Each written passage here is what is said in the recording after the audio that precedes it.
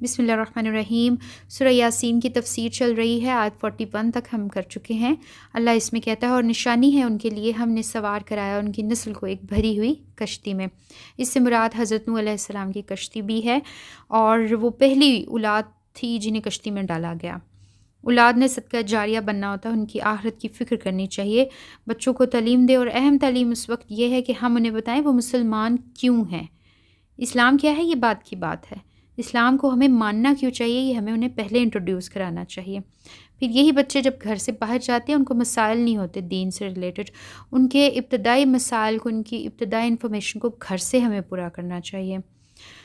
اور دوسری مثال اس سے مراد ہے، یہ دنیا بھی تو ایک کشتی ہی ہے، ہم سب اس کے مسافر ہیں اور ہم اللہ کی طرف یہ سفر گامزن ہے۔ وَخَلَقْنَا لَهُم مِّن مِّثْلِهِ مَا يَرْكَبُونَ، اور اللہ کہتا ہے آیت 42 میں، اور پیدا کی ہم نے ان کے لیے اس جیسی اور چیزیں جن پر وہ سوار ہوتے ہیں، یعنی جیسے اونٹ گھوڑے اس زمانے میں تھے، اور چیزوں کا بعد میں جن چیزوں نے آنا تھا ان کا بھی ذکر کیا جا رہا ہے، جیسے جہاز اور کار نے بھی آنا تھا، تو اللہ تعالیٰ ذکر کر رہا ہے کہ یہ اور بھی چیزیں اس جیسی ہوں گی، جیسے بڑی بڑی کشتیاں ہیں اس جیسی ہم نے اور بھی چیزیں ہیں جن پر تم لوگ سوار ہوگے۔ حضرت نوح علیہ السلام کو کشتی اللہ نے خود بنانا سکھائی، جس کا قرآن میں اللہ ذکر کرتا ہے کہ پھٹے اور کیلوں کی مدد سے جو چیز بنے گی اس پہ میں نے تمہیں سوار کرایا۔ انجینئرنگ جیسی فیلڈ اللہ کی دی ہوئی فیلڈ ہے۔ دماغ میں یہ جو نت نئے آئیڈیاز آتے ہیں، چاہے مسلمان ہوں چاہے نان مسلم ہوں، سب کو اللہ الہام کرتا ہے۔ جو بڑے بڑے سائنسدان ہوتے ہیں ان کے ذہن میں اللہ تعالیٰ بات ڈالتا ہے کہ اس چیز کو ایسے کرنا ہے۔ وَإِن نَّشَاء نُغْرِقْهُمْ فَلَا أَسْتَرِيحَ لَهُمْ وَلَا هُمْ يُنْقَذُونَ إِلَّا رَحْمَةً مِّنَّا وَمَتَاعًا إِلَىٰ حِينٍ، اور اگر ہم چاہیں تو غرق کر دیں انہیں، پھر نہ کوئی فریاد سننے والا ہو ان کا اور نہ وہ بچائے جا سکیں۔ یعنی سمندر میں جو ڈوب جاتے ہیں لوگ، ان کی فریاد کون سنتا ہے، پانی میں آواز کس کو آتی ہے، مگر اللہ کہتا ہے یہ رحمت ہی ہے ہماری جو پار لگاتی ہے انہیں اور زندگی سے فائدہ اٹھانے کا موقع دیتی ہے ایک خاص وقت تک۔ جب ہم ایک منزل سے دوسری منزل پہنچتے ہیں تو اللہ کہتا ہے میں ہوں جو تمہاری حفاظت کرتا ہوں، ورنہ تم کبھی ایک منزل سے دوسری منزل نصیب نہ ہو تمہیں۔ ہوتا ہے نا ایسے، کئی شپ بڑے روانی کے ساتھ چلتے ہیں اور ڈوب جاتے ہیں، مسافروں کو نصیب ہی نہیں ہوتی دوسری منزل، کبھی کوئی فلائٹ ٹیک آف نہیں کرتی نہ لینڈ کرتی ہے، سوائے اللہ کی رحمت کے۔ اللہ چاہے تو ڈبو دے، چاہے تو پار لگا دے، تھوڑا سا بھی جہاز ہلتا ہے ہم آیت الکرسی پڑھنا شروع کر دیتے ہیں، ٹھیک ہو دوبارہ سے کانوں میں ہیڈ فون لگا لیتے ہیں۔ اللہ کہتا ہے ابھی مزے کر لو، آخری گھر کی طرف جانا ہی ہے، آخری منزل کی طرف تم نے لوٹنا ہی ہے، ایک وقت تک تمہیں میں نے مہلت دی ہوئی ہے، تب تک جو دل آتا ہے کرو، لیکن جب وہ وقت آ گیا خاص وقت، پھر تمہارے پاس ٹائم نہیں ہوگا کچھ کرنے کے لیے، تو ابھی تمہارے پاس وقت ہے، اپنے لیے کچھ کر لو۔ یہاں سے آگے پارٹ 4 شروع ہوتا ہے،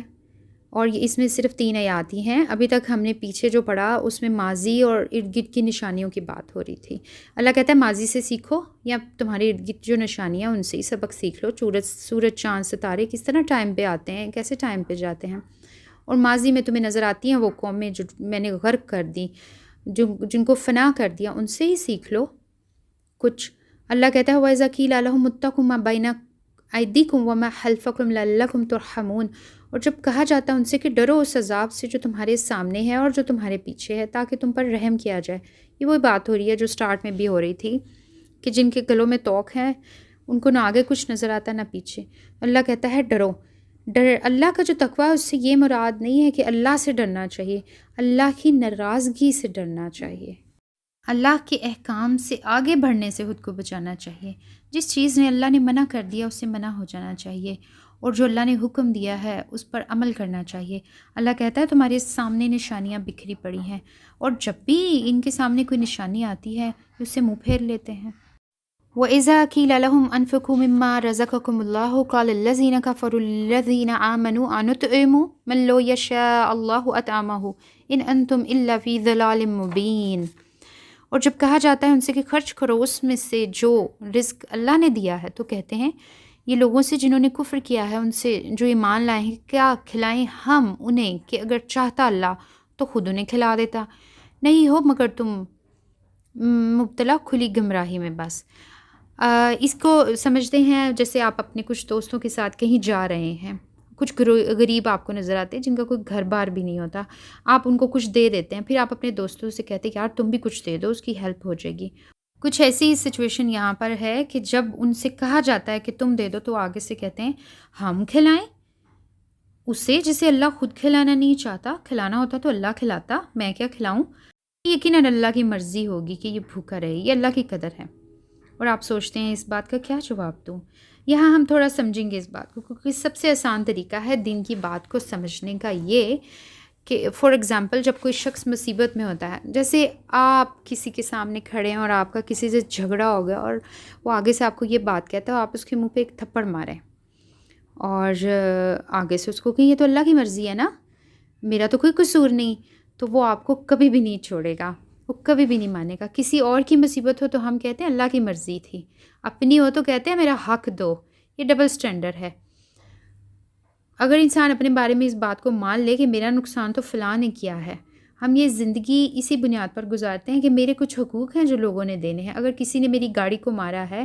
میں یہ نہیں کہوں گا کہ اللہ نے مارا ہے، بلکہ دوسرے کو کورٹ تک لے کے جاتے ہیں، کوئی بھی یہ نہیں مانے گا کہ اللہ کی طرف سے ہے، اللہ کی مرضی سے تو ہو لیکن میں دوسرے کو بھی تو قصوروار سمجھوں۔ یہ ہمارے قوانین ہیں دنیا میں، جب کسی کے ساتھ نقصان ہوتا ہے اللہ کی مرضی ہے، جب میرا نقصان ہوتا ہے تو فلاں نے کیا ہے، اس نے کیا ہے، اور ہم ایسے معاملات میں پھر اللہ کی قدر ہم بھول جاتے ہیں کہ یہ اللہ کی قدر تھی۔